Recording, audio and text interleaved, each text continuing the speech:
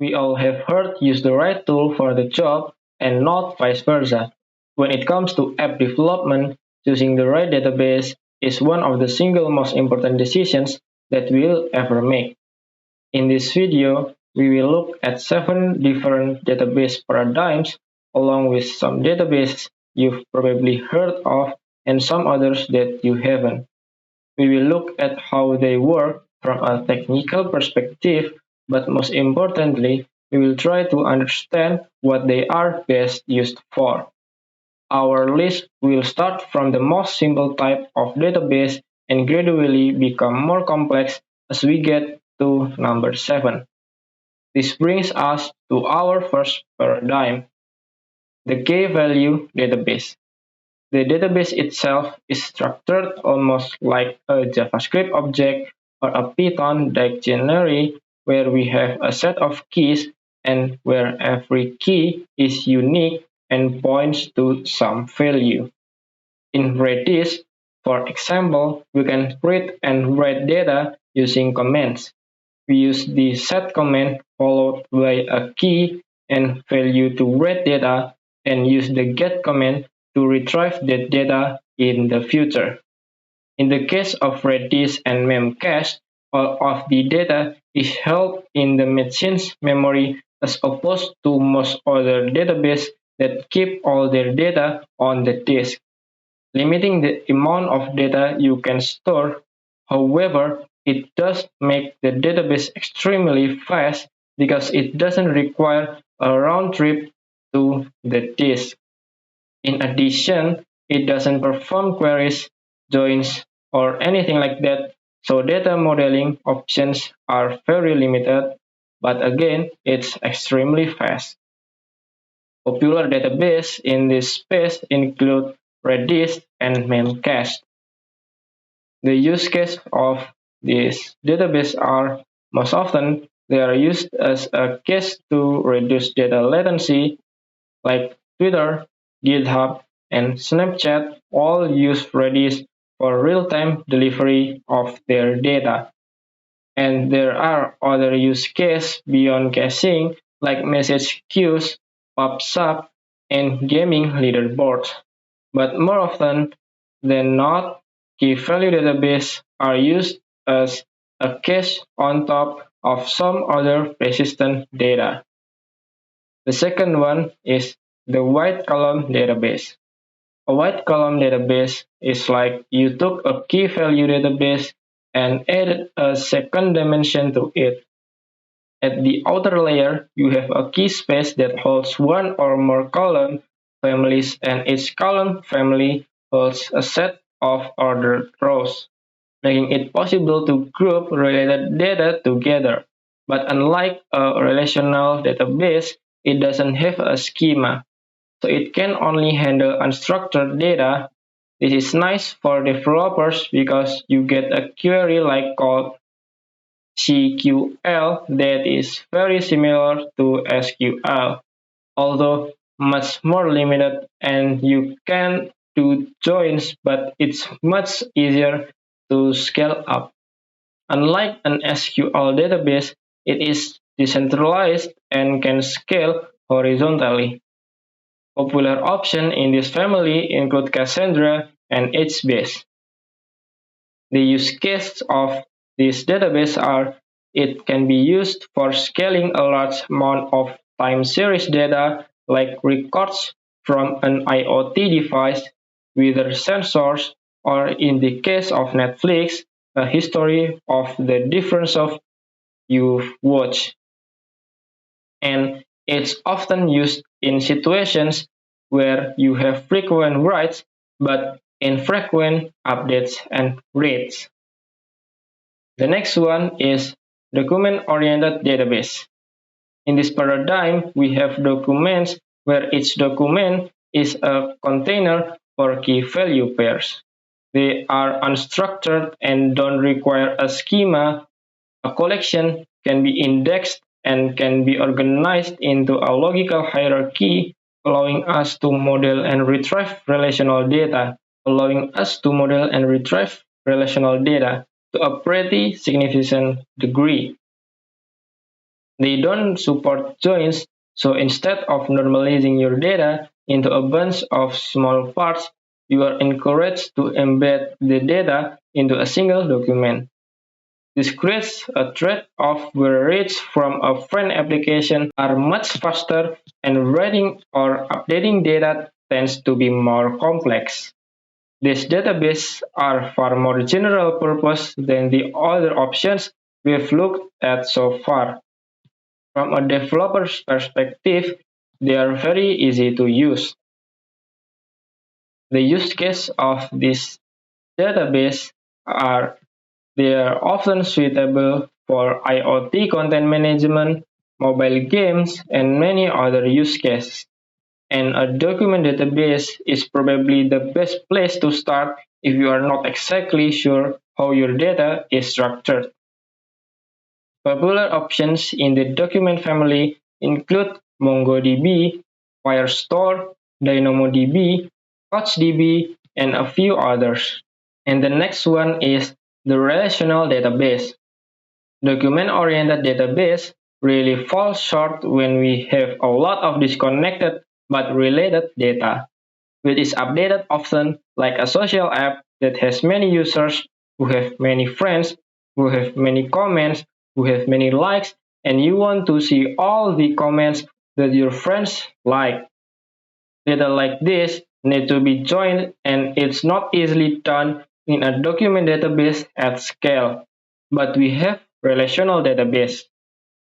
You are likely to be familiar with this type of database with flavors like MySQL, Postgres, SQL Server, and many others.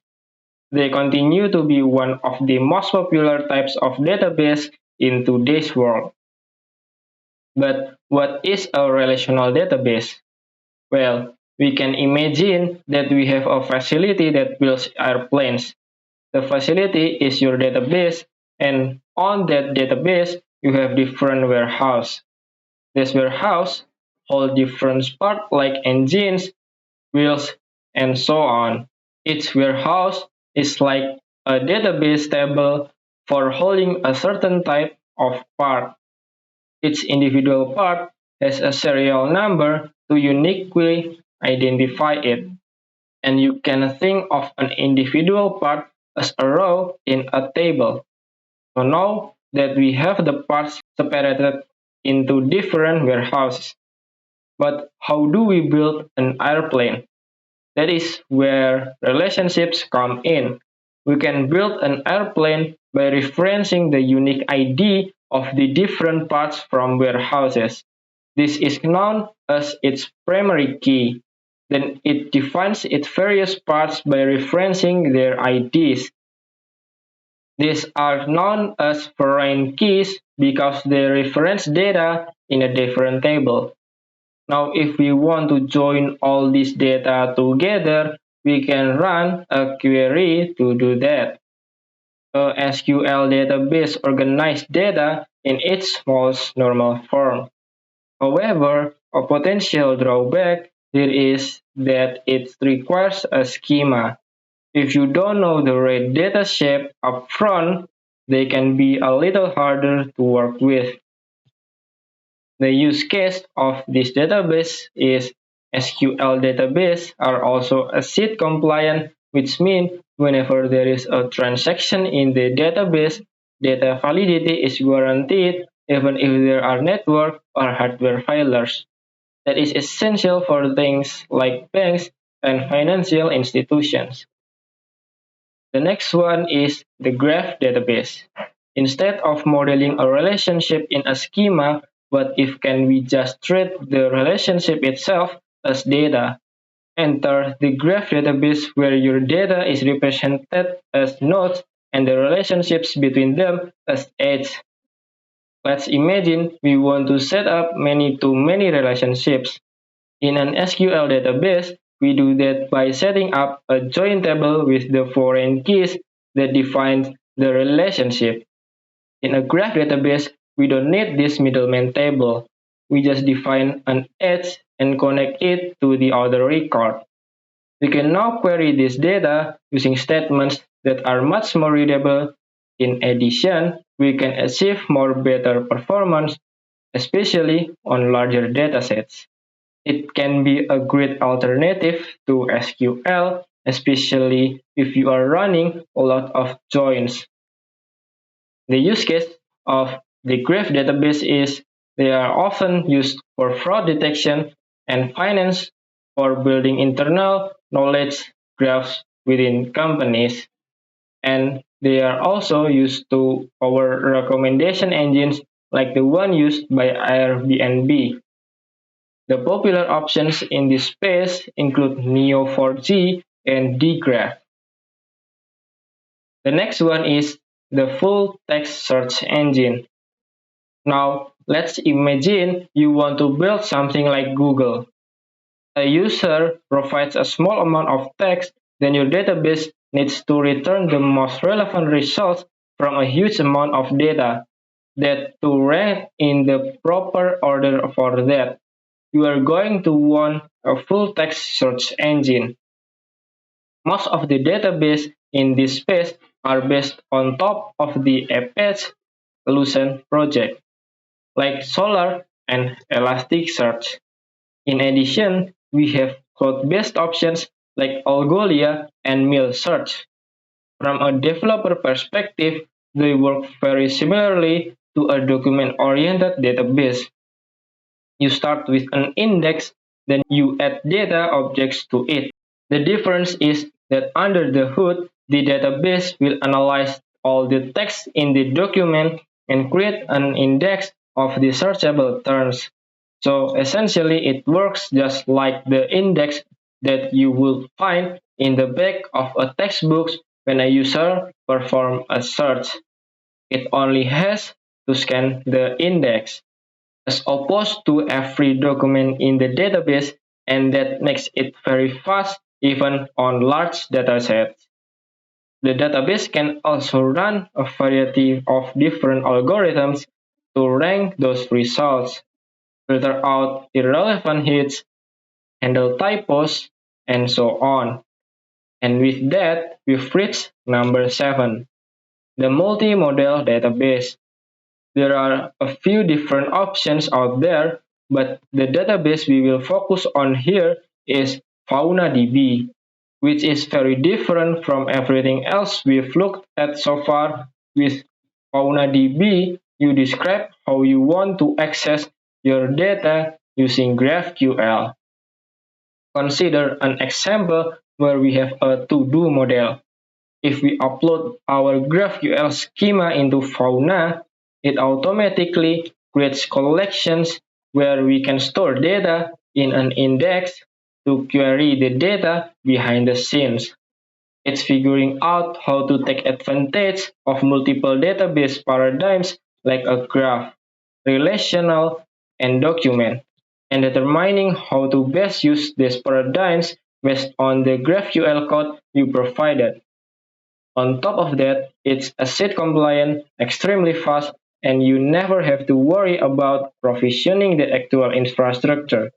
Decide how to consume the data and let the cloud figure everything else out. So that's the 7 database paradigms.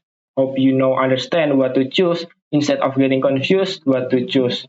Make sure to subscribe this channel to support me to make these videos. That's all of it. I hope to see you in the next video.